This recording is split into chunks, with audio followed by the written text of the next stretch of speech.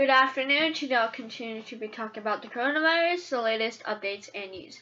So the first thing I'd like to say is that states such as New Jersey, Connecticut, and Illinois are following footsteps led by California and New York and telling people to stay indoors unless absolutely necessary.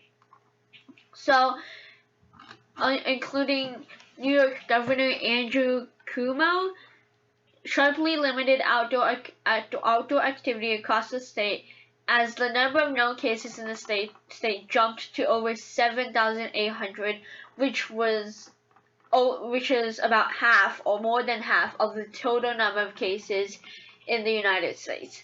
So currently the most deaths and cases in the US are in Seattle, Washington, California, and New York City.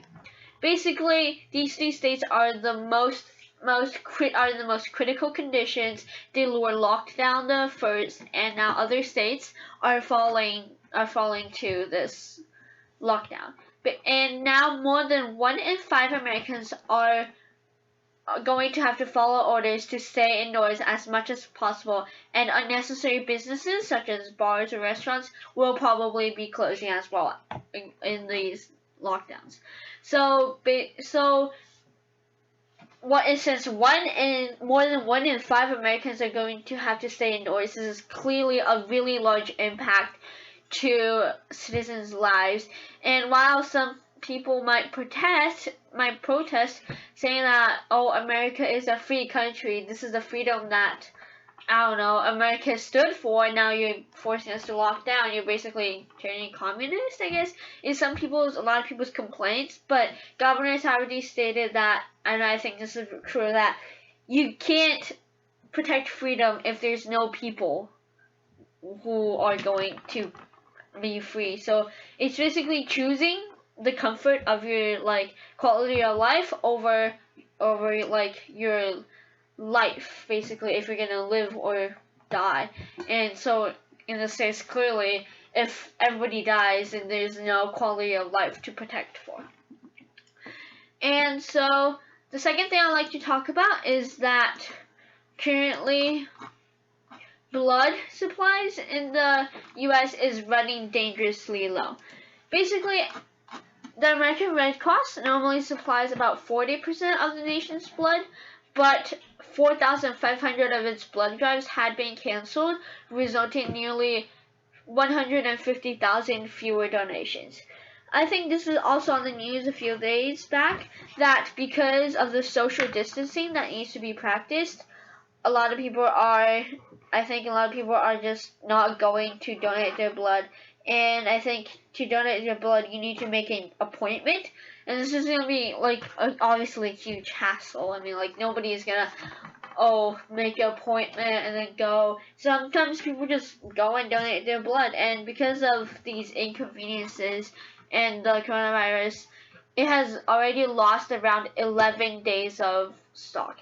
And since red blood cells are viable for only 42 days and platelets for only 5, new donations are essential, because you have to think about these people in critical conditions.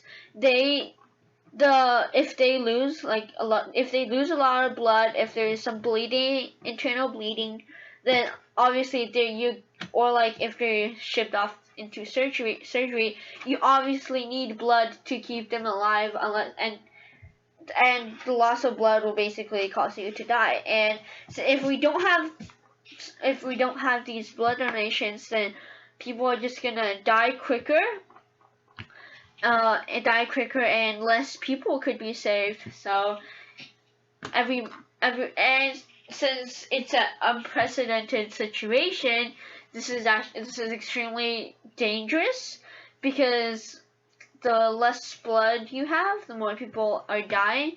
And so basically, I'm just gonna say, I don't know, try to donate blood if you know anywhere to donate blood. But yeah, basically that is what we are trying to say.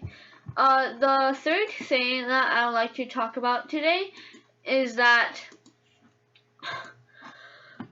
sorry, with critical supplies running low, President Trump is trying to resist pressure to use a wartime law to mobilize industry. So on Friday, or today, he signaled that the federal government was mobilizing industry to provide urgently needed resources to help halt the spread of the virus, but he did not specify what steps he had taken after days of conflicting messages. So he's saying that he will use the Defense Production Act to help acquire millions of masks because we are currently at a shortage. But the thing is that he has already promised a lot of things that have failed to materialize, and the supplies could relieve the strain on states and local governments. However, he also suggested that private industries were stepping up, but basically the federal government isn't really specific on what exact steps that they're going to take to acquire the resources we need to help protect the American people. And as a result, the federal government isn't helping as much as it probably could have had there been more preparation.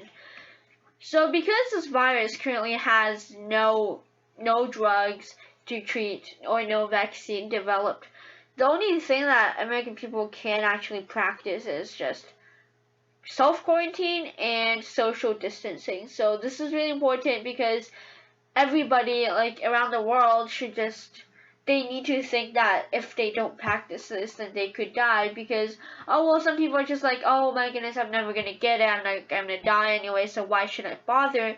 But these things the self-awareness is what can actually help us halt the spread of the virus. And thank you for listening, and I hope you have